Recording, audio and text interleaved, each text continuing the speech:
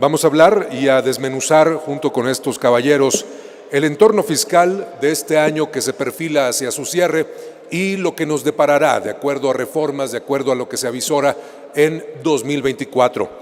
A cargo de este tema quedan, y presento con mucho gusto, a los señores Francisco Moguel Gloria y Pablo Corvera Caraza, ambos socios del despacho Chévez Ruiz Samarripa. Por favor, démosles un fuerte aplauso y comenzamos.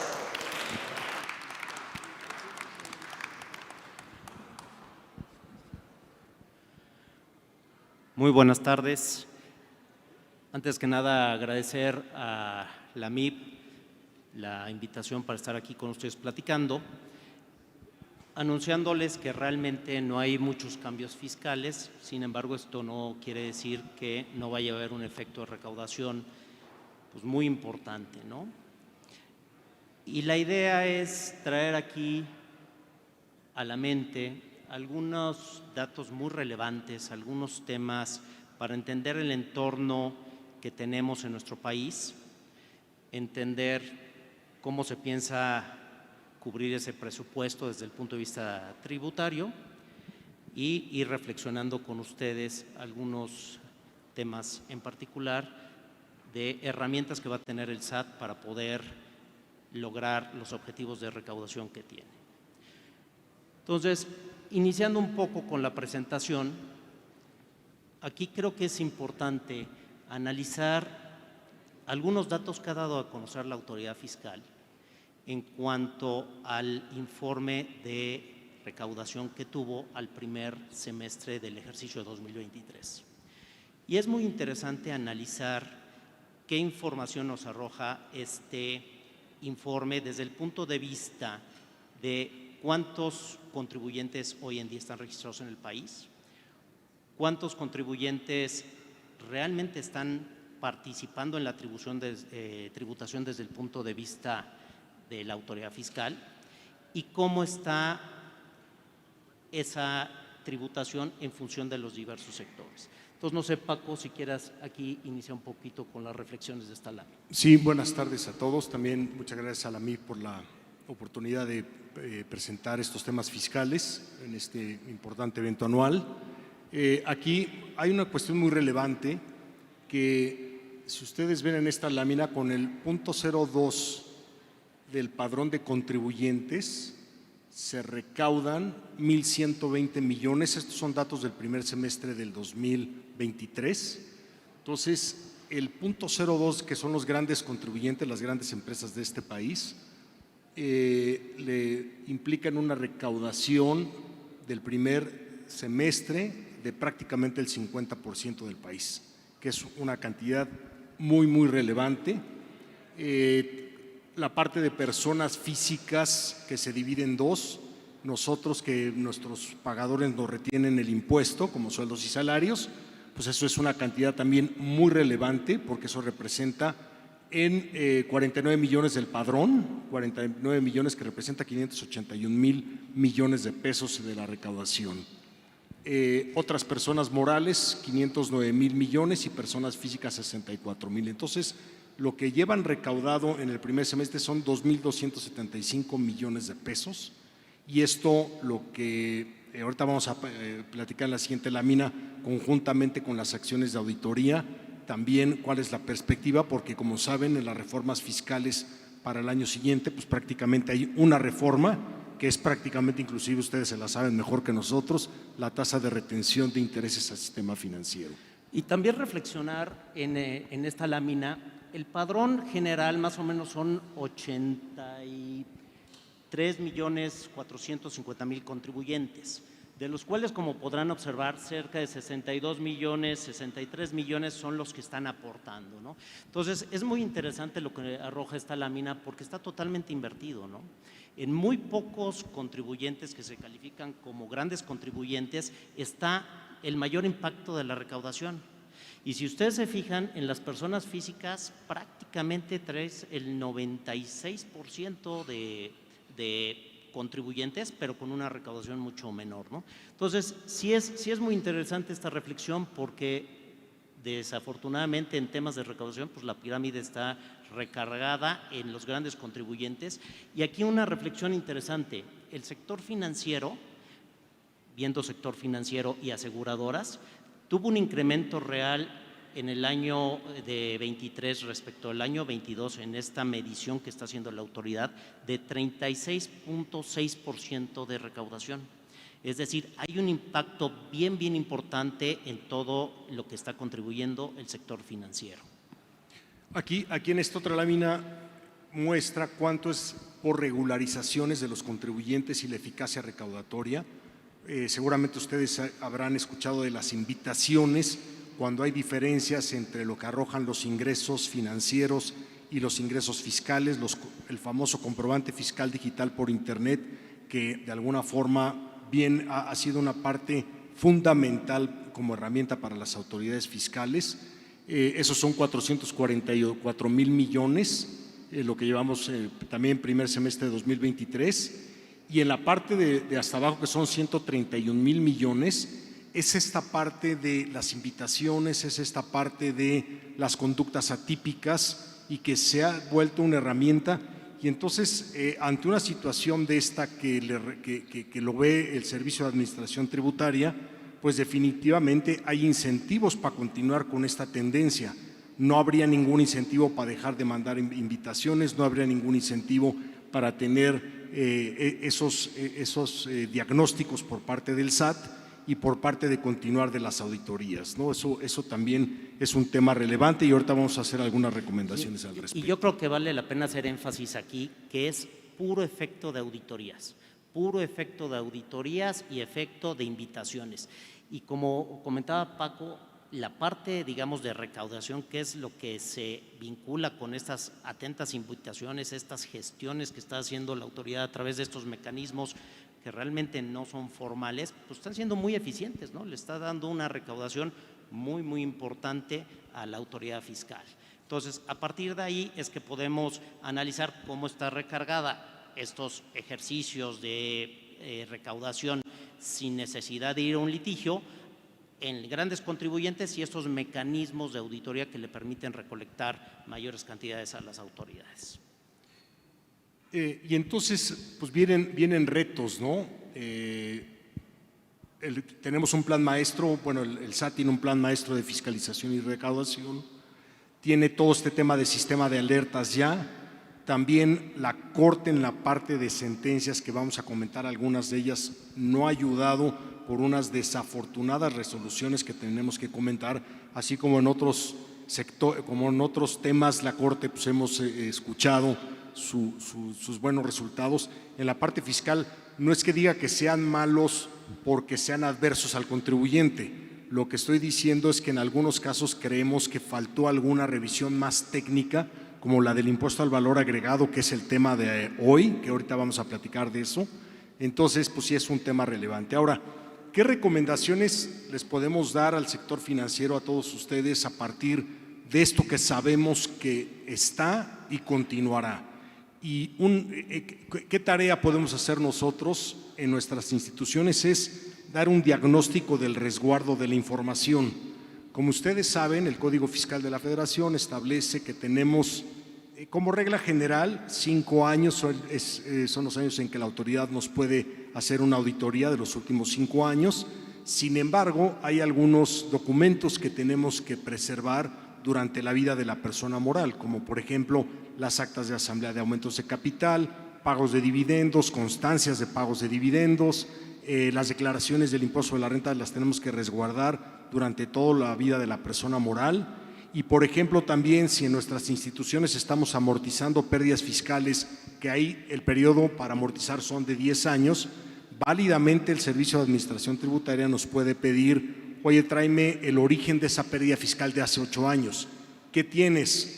Y últimamente las auditorías hemos visto es: oye, no me traigas nada más la declaración de impuestos, tráeme mucho más elementos para soportar el origen de la pérdida fiscal, aun cuando ésta sea de 8 o 9 años. Entonces, este no es un tema nada más del área fiscal, es un tema que compete a todas las áreas de una institución, comité de auditoría, programas de auditoría interna de ver cómo se resguarda la información y todo este tema. En sistema financiero hemos visto que además, ahorita Pablo va a complementar un tema en cuanto a experiencias de alcance de pruebas en PRODECON contra autoridad fiscal, pero la autoridad fiscal de un inicio siempre pide el 100% de la prueba. Tráeme el 100% de los créditos de tus castigos, tráeme el 100% de tus tarjetas de crédito, tráeme el 100%, que se vuelva un tema muy relevante. Entonces, pues aquí es una invitación a que esto llegó para quedarse, entonces revisemos esa situación en nuestras instituciones y perfeccionemos los resguardos de información. Y por otra parte, tener en mente siempre que la autoridad ya tiene unas herramientas muy completas, muy sofisticadas, que le permiten ir anticipando las auditorías, ¿no? Por ejemplo, en el caso de que existan variaciones importantes en los ingresos de un año o en las deducciones. A partir de ahí, los sistemas ya empiezan a arrojar cierta información, o por ejemplo, cuando los FDIs no cuadran con los ingresos que se están declarando, y temas relacionados también con información que se puede obtener de terceros, ¿no? Entonces, todo esto llega a que la autoridad está mejor preparada cuando inicia sus facultades de comprobación, incluso también, por ejemplo, cómo se han aportado al capital o cómo se ha formado esa cuenta de capital de aportación, cómo se ha formado la cuenta en la que se registran las utilidades que ya pagaron impuestos, y a partir de ahí es que la autoridad está ejerciendo ya algunas revisiones mucho más enfocadas a puntos particulares, y desde luego hay veces que la amplía, pero por nada más revisar conceptos, a temas que son reiterativos. Tenemos un tema que queremos llamar su atención, que seguramente todos ustedes ya lo conocen, lo están viviendo en sus instituciones, es el tema de la compensación del IVA. Entonces aquí hay un tema relevante en cuanto al antecedente. ¿Qué originó esto? Sí, es un antecedente muy desafortunado. Desde hace muchos años el área general de recaudación, con el ánimo de negar ciertas devoluciones, había sostenido que el IVA que se compensaba no se podía acreditar porque no estaba efectivamente pagado. Se obtuvieron una serie de resoluciones en el sentido de que esto no era correcto porque la compensación era un medio de extinción de la obligación, e incluso grandes contribuyentes no coincidían con ese criterio. Sin embargo, surge una contradicción de tesis por parte de dos circuitos en nuestro país, y a partir de ahí llega a la Corte el asunto.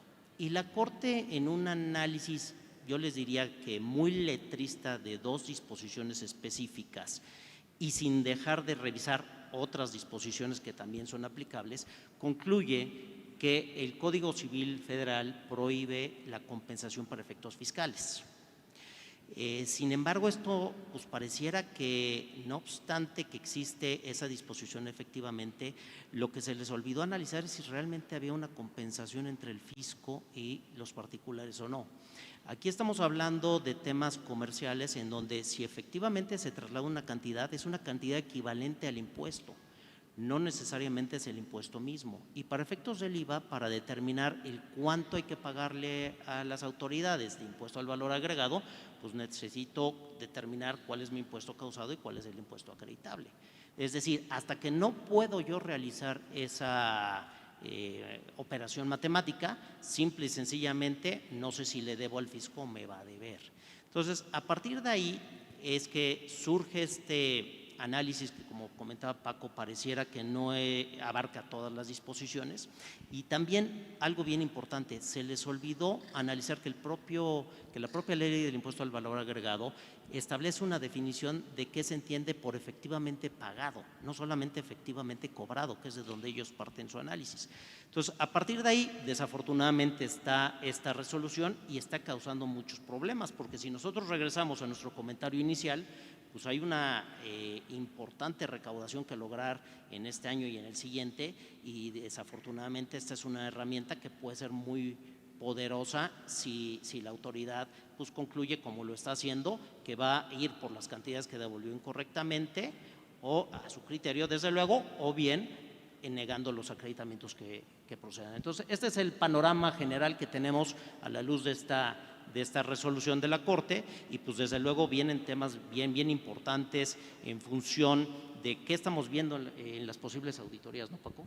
Sí, inclusive ahorita ya hay auditorías, hay rechazos de devoluciones porque lo que están pidiendo en devoluciones es dime cuánto de tu IVA a favor fue producto de una compensación de adeudos. Entonces esa parte ya la están rechazando, la parte de las auditorías ya la están pidiendo, la parte principal en sistema financiero creemos que está en la parte de tarjetas de crédito porque es cuando se hacen los cargos entre bancos a través de los sistemas de compensaciones.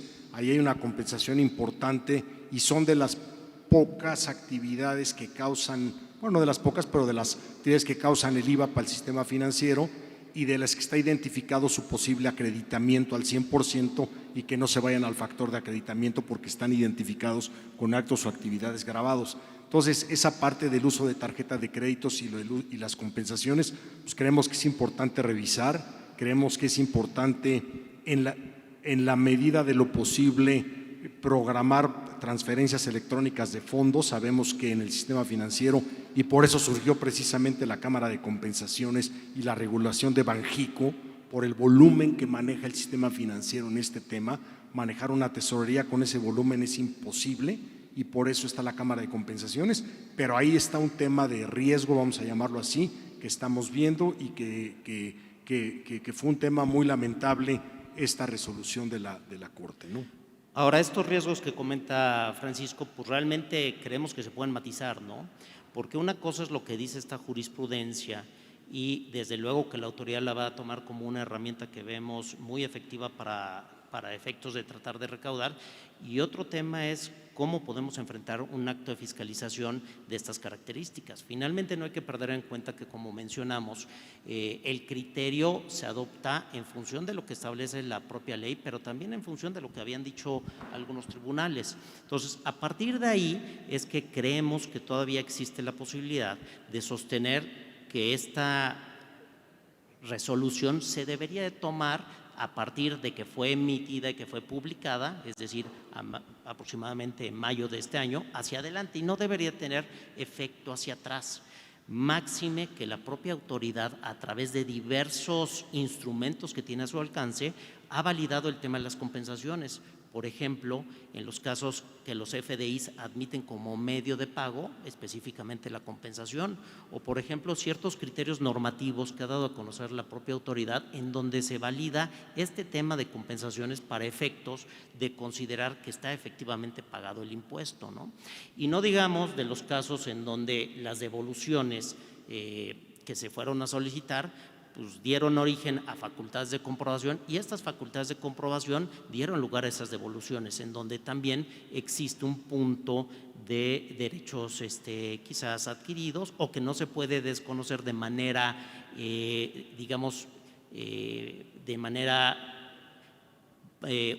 por la propia autoridad no se puede desconocer el hecho de que existe esta resolución favorable. Entonces, a partir de ahí es que existen estos elementos todavía desde el punto de legalidad. Por otra parte, lo que también sucede con esta resolución es que el sistema quedó totalmente trastocado.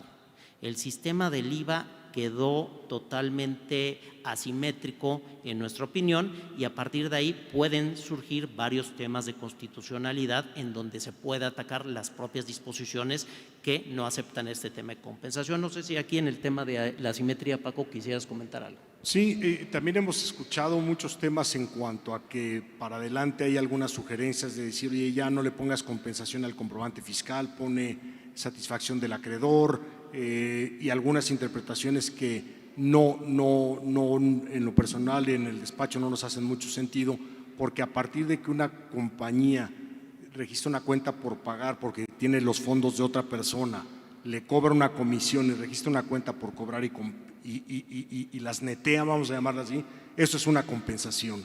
Y el Código Civil no se mete a que si son, no se mete al origen de las compensaciones, simplemente dice, pues hay una compensación cuando en forma recíproca hay cuentas por cobrar y por pagar hasta el monto de la menor. Entonces creemos que sí, uno es mejor ser cauteloso hasta el futuro y hacia atrás, como lo acaba de comentar Pablo, pues hay muchos elementos todavía para defender los temas por todos los elementos que ya comentó, que no vale la pena, o no lo voy a repetir, mejor dicho, porque ya lo comentó. Y quizás nada más en el tema, como les comentaba, de asimetría, lo que sucede es que finalmente en esa cuenta que se hizo con las autoridades fiscales, ellos ya tienen el IVA.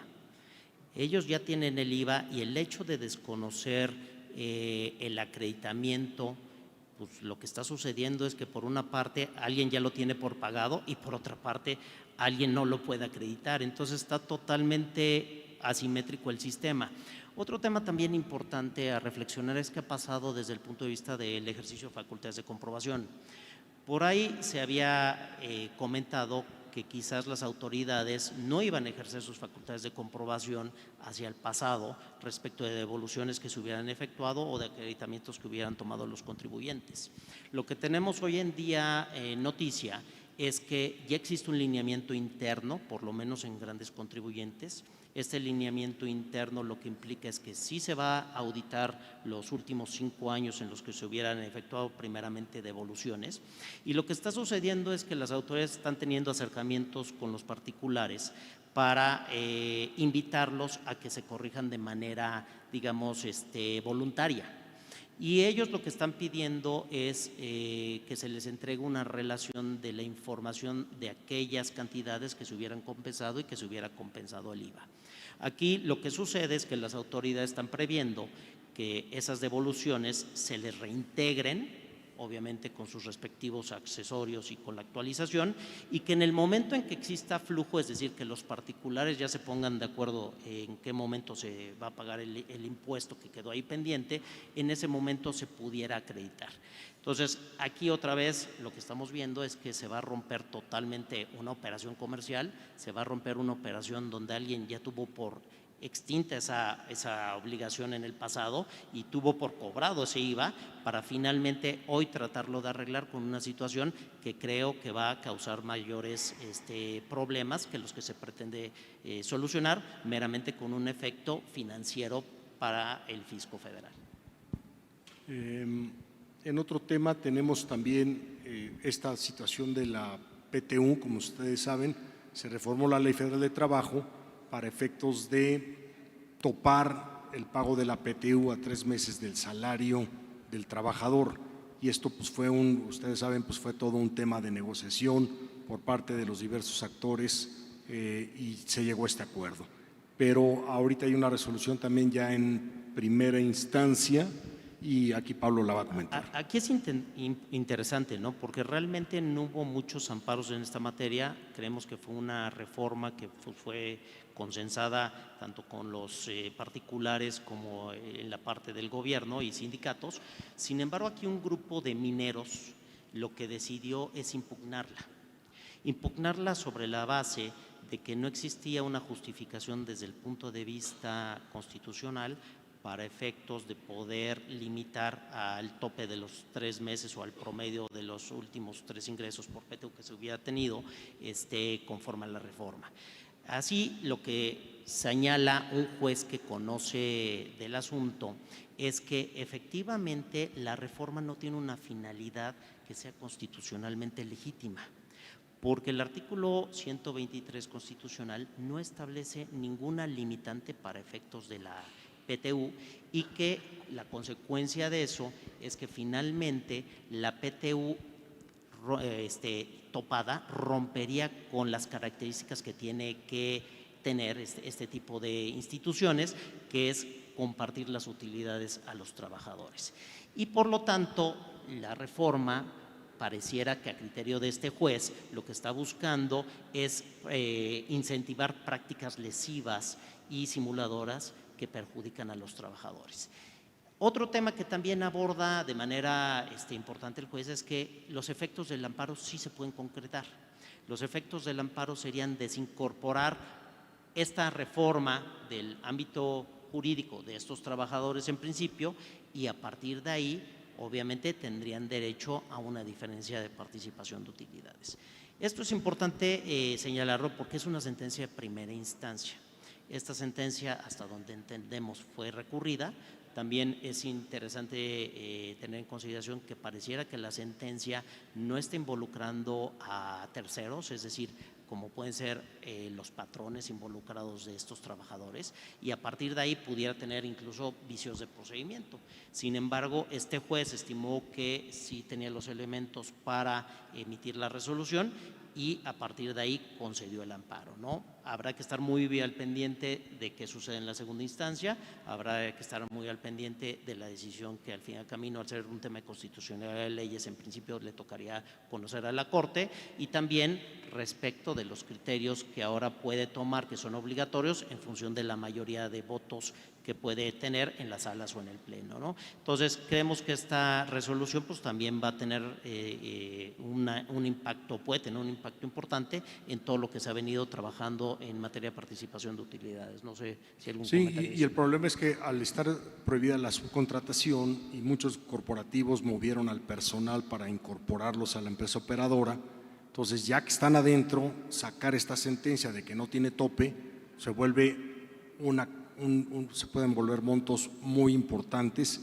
y no vas a poder sacar a los trabajadores porque está prohibida la subcontratación relacionado con el giro de actividad preponderante de la entidad, lo cual es muy preocupante el posible resultado económico que esto pudiera tener en caso de ganarse también en todas sus instancias, ¿no?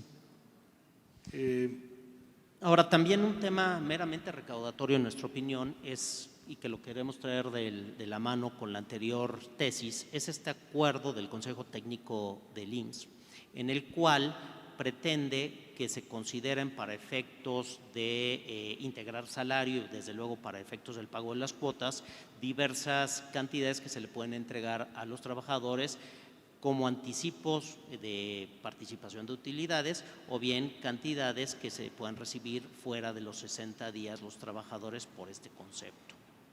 Sí, aquí el tema es, para efectos de impuesto sobre la renta, pues el monto sigue con su exención en la parte de la PTU, pero pues este tema del IMSS, pues un efecto recaudatorio también que sería no deseable.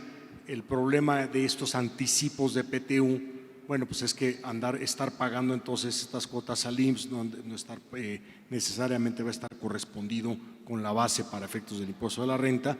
Sabemos que el IMSS y el SAT sí se hablan en estos temas de los elementos que integran, pero es un tema preocupante porque la PTU en sí misma no integra para efectos del salario base de cotización en el IMSS y esto pues es muy desafortunado, ¿no? Sí, yo creo que aquí es bien importante mencionarlo. Tanto la Ley Federal del Trabajo como la ley que regula la actuación del Instituto Mexicano de Seguridad Social, pues básicamente señalan que estas cantidades, las cantidades de participación de utilidades no integran salario. Y al no integrar salario, pues básicamente este acuerdo iría más allá de las disposiciones correspondientes, ¿no? Entonces, creemos que también aquí, en el caso de que las autoridades pretendan aplicar este acuerdo, pues habrá muchos elementos para considerar que es incorrecto y en su caso tratar de que prevalezca lo que dispone tanto la Ley Federal de Trabajo como la ley que regula la actuación del instituto. Otros dos temas que les queremos comentar, bueno, la única reforma fiscal para el año 2024 es esta tasa de retención de intereses para 2024 que pues está excesiva, vamos a acabar con saldos a favor, entonces ahí, la fórmula que nos lleva a esta tasa pues es una fórmula que arroja un resultado alto, pero bueno, todavía hay oportunidad de dialogar, todavía hay alguna oportunidad de comentarlo y ver cómo va a quedar esto para los integrantes del sistema financiero que son los obligados a retener este impuesto, ¿no? Incluso aquí se vuelve relevante porque, como ustedes saben, muchas personas físicas ni siquiera presentan las declaraciones, ¿no? Entonces, realmente esta retención pues, se va a volver un pago definitivo y pues un impacto que quizás sí va a ser relevante a partir del próximo año. Entendemos que se estaba en negociaciones, veremos que al final el camino se aprueba, ¿no? Y en otros temas, también por un tema de una jurisprudencia, creemos que es importante que se revisen en sus corporativos, en el sistema financiero con sus casas matrices, que si están en el extranjero, en los casos que así sea, pues los contratos que tengan de asistencia técnica, de las prestaciones de servicios, estos que en inglés les llaman el management fee, que hay cargos por servicios administrativos, legales, financieros, etcétera, porque no todo, ya cuando uno lee esos contratos, no todo es asistencia técnica.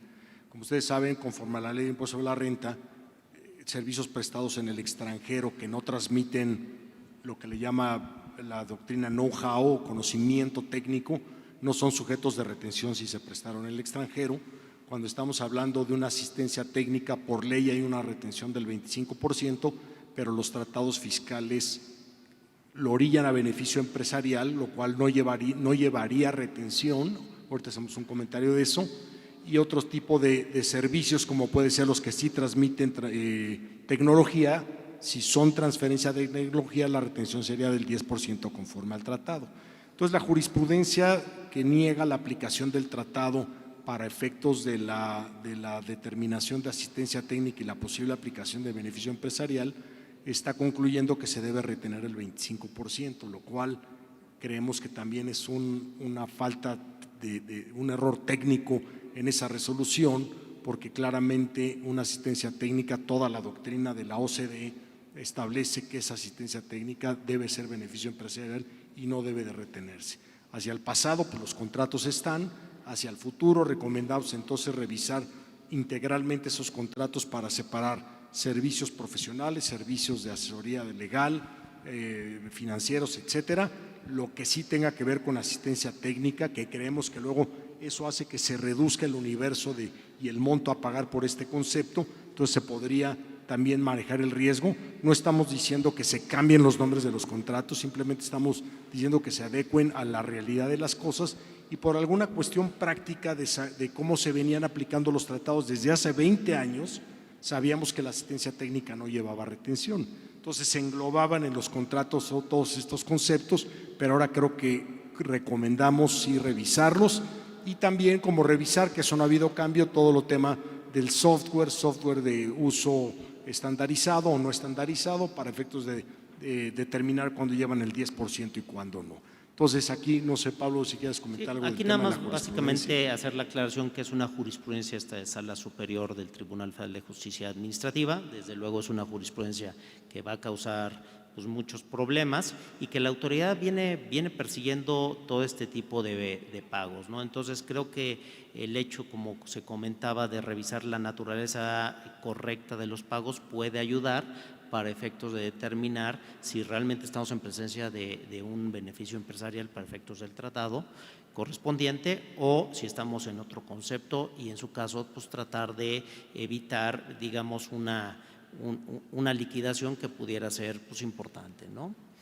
Sí, y pues con estos temas concluiríamos lo que viene siendo la presentación y pues desde luego encantados de responder cualquier pregunta que ustedes tuvieran. Sí. Que no tenemos preguntas.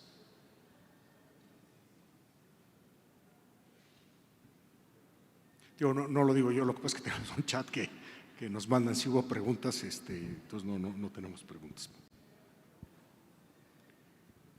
Pues muchísimas gracias, que tengan buena tarde y buen provecho. Muchas gracias.